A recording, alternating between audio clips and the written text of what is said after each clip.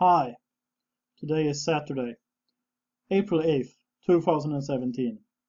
It's the 6th day of the 6th week of Lent, and this is a Swede Speaks. Apparently, I was going to talk about the arrest in Stockholm, or actually the arrest wasn't in Stockholm, it was in Märsta outside of Stockholm. But one person is arrested, and I have managed to find out a little about this person. Then I read that one more person was arrested, but I haven't been able to find out anything about the other person. So let's stick to the one we know anything about.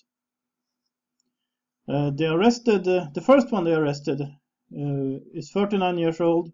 He is an Uzbeki citizen, and he is a sympathizer of the Islamic State. At least he has posted things on Facebook that tells us that he is an Islamic State sympathizer, and he is arrested, suspected of terrorist crimes. And actually, an observation of a Facebook friend of mine was that this happened on Friday afternoon. And what happens on Friday afternoon? Well, the obvious thing for me was that at Friday afternoon, a lot of people in Stockholm leave their offices early, because I think people still do that in Sweden if they can. They leave office early on Friday to get a longer weekend, and they prefer to work a few hours more the other days to be able to leave office early on Friday, so that Stockholm would be crowded, and especially Drottninggatan, which is, well, the Queen's Street or something like that. Really, the central street of downtown Stockholm. But also, this happened at around mosque time, or maybe a little after. So this is pure speculation, but the terrorist might very well have been in the mosque first, and then he did this. I guess we can be pretty safe now in saying that this is another one of these Islamic acts. I wouldn't like to call it an insane act, because it's got its own insane logic. And the logic is the Quran, the Hadiths, and Muhammad's own example. Just let us be clear about that. I have seen a few reports about what's been going on in Stockholm. Well, yesterday actually now. I've been awake almost all night because, well, you understand. It's difficult to sleep. So much things going on. I'm happy that I at least have someone I can talk to. And that's not just at least, but I have someone who I can talk to, which is a very wonderful person. And I think she will get this message. So, thank you for always taking the time to talk to me. Anyway, I have seen, especially one of my Facebook friends who lives in Stockholm, or at least who works there, wrote a little about what had been going on from her perspective. And she wrote about how, well, downtown Stockholm just shut down. So everyone had to walk to get out of downtown Stockholm, and people would be walking out of the city, out to the suburbs. And some people would have to get even further, and there were no trains coming or leaving Stockholm. So people would have to somehow organize being driven from locations outside of Stockholm city to the places where they lived. And she wrote about how people were furious in the streets of Stockholm. The Swedes were furious. And I mean, what can you say? I understand it completely. Of course. But she also wrote about, well, at one place where she was in central Stockholm, someone shouted, well, cursed and shouted that now we Swedes need to deal with this. I agree that far. The question isn't if Sweden needs to deal with this, the question is how to deal with this. And then there were some Arab-looking women in hijabs, and the atmosphere really got threatening, she wrote. Let me say this. Don't attack women in hijabs. Please don't do that. That is just stupid. It's wrong. We shouldn't do that. And these women are really victims. They are victims of Islam. So don't attack them physically or verbally. Just don't do it. Please. It's not going to make anything better for anyone.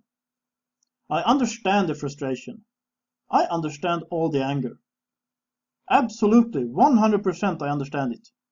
And she also wrote about how policemen and military were guarding a place called Stureplan, which is in downtown Stockholm. And there were armed people, policemen, military, everywhere as far as I understood. And I need to comment on this. Sweden is attacked. Sweden goes into panic mode. They shut down the entire downtown Stockholm. People can't get in, or rather people can't get out, and they have to walk. What if there would be a second attack? Hundreds of people walking on bridges. What if someone decided to attack one of these bridges? The problem is, Sweden wasn't prepared.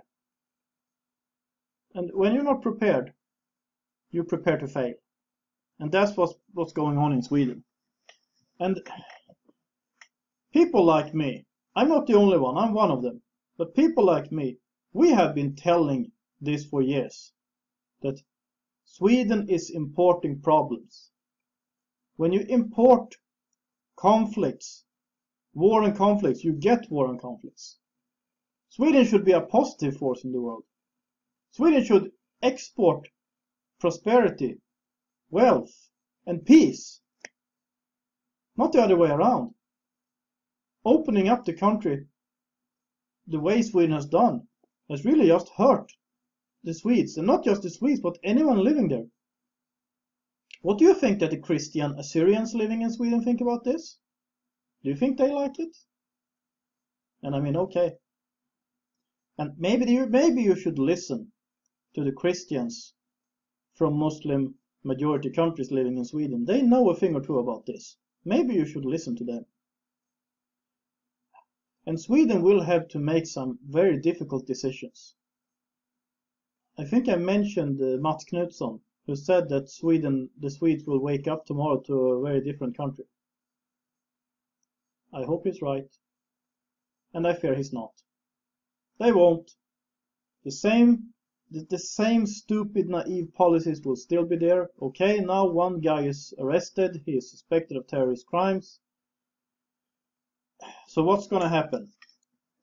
Apparently, he had applied for asylum, and he had been denied. But he had two identities, and he was working at some construction site. I don't know if he was working under the table. Maybe you would guess that, but I don't know. And he was quiet about his politics. He wouldn't talk about that. He only spoke about how he tried to get more work so he could send more money to Uzbekistan and maybe bring his family to Sweden. And maybe it's the quiet ones that we really should fear. The ones who aren't telling about their opinions. Yeah, what can I say? We have been telling you, but you haven't listened. Will you start listening, please? And this goes for Norway too. I mean, I live in Norway, and I certainly hope that Norway will not end up in such a bad situation as Sweden. So, dear Swedish politicians, listen, turn around, make all the necessary decisions. And dear Norwegians, Danes, Finns, learn by this, please. Just please learn by this. And dear Swedes, my people, I'm often critical both of the country of Sweden and of the people of the Swedes. You know this. I'm frustrated by the silence. There might be a silent majority in Sweden, I don't know, because it's so freaking silent. And the few people speaking up. Do you think, if I would apply for a job in Sweden, do you think I would get it? No matter if I would be qualified or not, do you think I could get a job in Sweden? I mean, they Google my name, and they would find all the information they need to make sure that, no, you do not fit in here. And you might say that I'm not using my name in these videos. Well, you're right, I don't. But it's not very difficult to figure out who I am anyway. And there are people working full-time in Sweden with checking up applicants. And they would figure this out. And we have seen the same thing coming to Norway. But I started speaking up 3 years ago, and I just have to continue. This is my calling. I cannot see anything else, and this is my calling. My calling is to comment and try to wake people up. And that's what I have to say about this right now.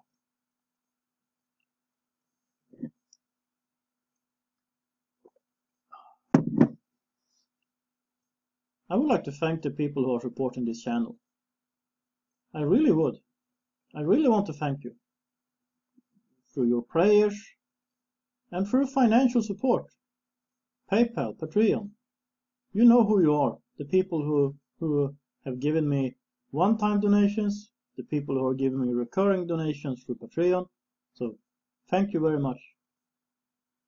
This channel is still growing.